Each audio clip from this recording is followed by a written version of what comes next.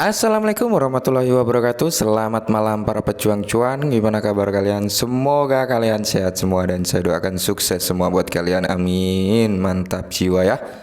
Dan jangan lupa ya kan kawan, tetap secangkir kopi harus selalu ada buat menemani malam hari ini teman-teman melihat kondisi market ya. Kita pantau bersama-sama. Untuk Bitcoinnya sendiri memang hijau tapi masih dalam keadaan yang kurang baik-baik saja gitu teman-teman untuk Bitcoinnya sendiri ya.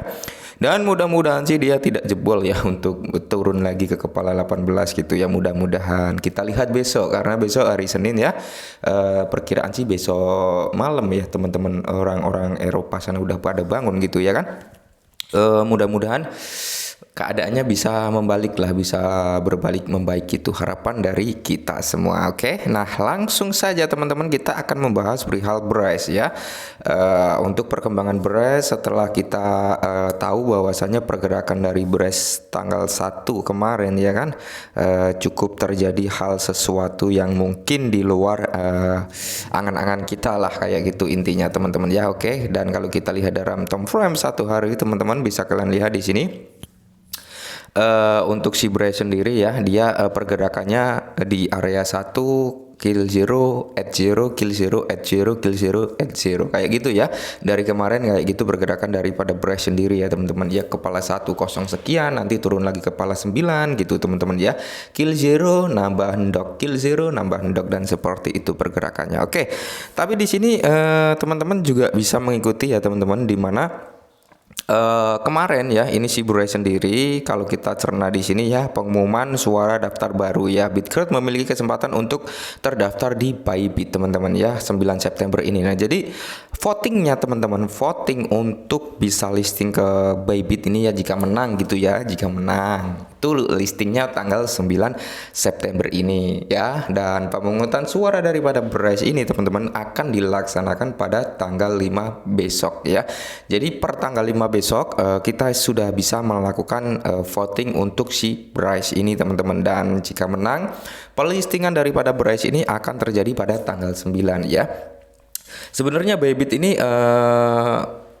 gimana ya, bisa dikatakan di dalam exchange Bybit ini teman-teman banyak cukong-cukong ya, banyak paus-paus di situ ya, bersemayam bersemedi di Bybit ini. Mudah-mudahan sih mereka gitu ya melirik pergerakan dari Bryce jika memang benar-benar bisa listing ke Bybit kayak gitu teman-teman. Dan Bybit ini cukup bagus juga ya teman-teman untuk exchange-nya kayak gitu. Oke, lanjut lagi ya. Oke teman-teman, dan ini dari CryptoRank platform ya, bahwasanya top 10 gainers among DeFi ya teman-teman, atau proyek dengan perolehan teratas antara DeFi ya gitu teman-teman. Dimana pertama ada Bond ya kan, kedua ada Bryce dengan 175% ya, dan Bond ini 197%, dan diikuti tentunya altcoin lainnya ya yang berada di bawah token Bond dan Bryce ini ya teman-teman, seperti itu. Jadi ini cukup luar biasa untuk si Bryce ini beberapa hari terakhir ini ya. Dan kalau kita lihat dari coin market cap teman-teman, untuk rank daripada Bryce ini masih naik turun ya. Sempat dia ke area rank 16 ya teman-teman, 216, sekarang di 217, jadi masih pergerakannya naik turun. Oke. Dan kalau kita lihat dari 1 tahun terakhir ini ya, kenaikannya 9.000 sekian ya teman-teman. Wow, mantap.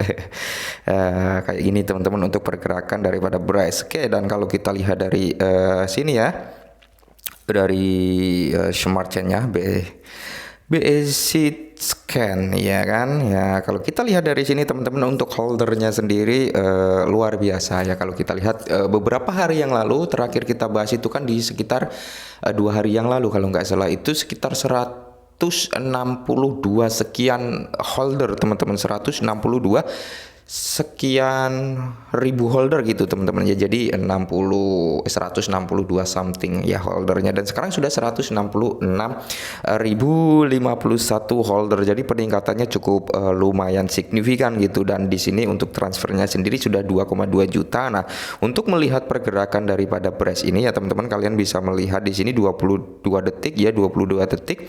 Nah, ibaratnya kalau kita ngecek seperti ini teman-teman, dengan transaksi hitungan detik, menit, itu berarti peminatnya masih cukup tergolong banyak gitu ya.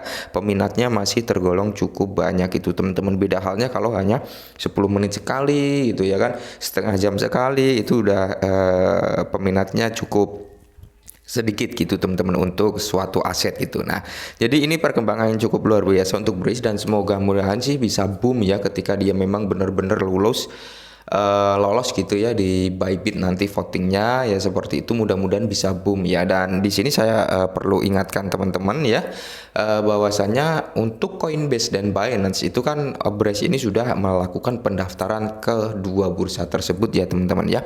Ibarat kata kalau Binance kemarin itu sebenarnya kayak sudah pegang tiket aja sih Brace ini, tinggal pengumuman launchingnya aja sebenarnya. Kalau menurut saya seperti itu teman-teman. Dan untuk Coinbase-nya sendiri itu tinggal di tahap akhir ya, kalau kita lihat postingan daripada Brace waktu itu, karena sekarang sudah dihapus itu. Nah, kalau menurut saya pribadi, si Brace ini potensi untuk listing kedua exchange tersebut teman-teman sangat terbuka lebar ya, sangat terbuka lebar. Saya yakin bisa listing ke Coinbase dan Binance kayak gitu teman-teman. Dan mudah-mudahan memang benar-benar dalam kondisi momentum yang pas gitu ketika dia memang listing ke situ ya. Percuma dia listing sekarang ke Coinbase atau ke Binance teman-teman, karena kenaikannya nggak akan maksimal. Itu kalau menurut saya pribadi ya, itu nggak akan maksimal teman-teman. Beda cerita mungkin di awal 2023 ya kan, atau di akhir tahun, siapa tahu Bitcoin sudah menyentuh area 28-30 ribuan. Wah, itu listing ya kenaikannya akan cukup luar biasa gitu, akan terlihat daripada dia listing ketika Bitcoin memang dalam keadaan crash seperti ini ya kan. Nah, jadi mungkin ini dulu perihal Brace teman-teman ya, jangan kecewa, jangan putus asa ya, tetap semangat teman-teman ya. Karena kita nggak ada yang tahu kapan Brace ini akan meledak tinggi dan kapan dia akan drop ya, seperti itu. Karena pergerakannya fluktuatif. 1 jam dia bisa naik ngaceng tinggi sekali, hanya hitungan detik dia dibanting juga bisa teman-teman ya. Setengah menit itu hitungannya detik ya kan, dia dibanting sampai bawah juga bisa teman-teman. Jadi tetap nikmati aja prosesnya, jangan ngeluh. Yang penting kalian beli dengan uang dingin ya, jangan sampai kalian beli dengan uang yang besok atau lusa atau seminggu kemudian dipakai ya, itu salah gitu teman-teman ya, seperti itu. Oke, dan di sini nggak ada ajakan untuk menjual atau membeli token Brace ini ya teman-teman. Tetap santai, nikmati prosesnya, karena gini ya, nggak ada orang yang bisa memprediksi kapan harga itu naik dan kapan harga itu turun. Nggak ada yang bisa memprediksi seperti itu teman-teman ya. Kalau sampai ada yang bisa memprediksi seperti itu ya, otomatis pemain kripto itu ya nggak ada yang istilahnya kata sangkut kayak gitu teman-teman. Kenapa ya? Karena dia pasti, wah ini waktunya dia turun, dia beli posisi pas turun ya kan. Dia tahu wah ini nanti tanggal sekian ini akan naik, nah kayak gitu. Jadi dia akan ngejual pas naik gitu teman-teman. Jadi kalau sampai ada yang tahu, nggak ada yang sangkut di dunia kripto. Maka dari itu nikmati aja prosesnya sampai benar-benar tujuan kalian tercapai gitu aja teman-teman ya. Tapi ingat ya, resiko memang besar teman-teman di cryptocurrency. Oke, mungkin ini dulu, semoga bermanfaat dan salam cuan.